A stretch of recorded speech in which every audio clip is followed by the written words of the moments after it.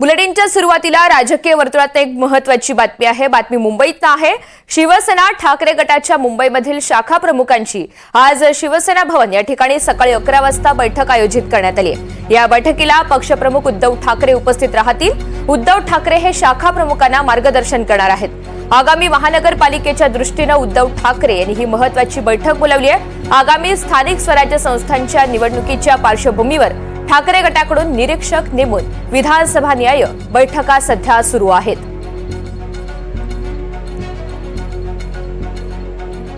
तर शिवसेना ठाकरे गटाच्या मुंबईमधील शाखा प्रमुखांची आज महत्त्वाची बैठक होणार आहे आणि या बैठकीला उद्धव ठाकरे मार्गदर्शन करतील। आज सकाळी 11 वाजता ही बैठक होणार आहे। उद्धव ठाकरे शाखा प्रमुखांना मार्गदर्शन करतील। आगामी पालिका निवडणुकांच्या अनुषंगाने सध्या ठाकरे गट हा ऍक्शन मोडवर आलेला आहे।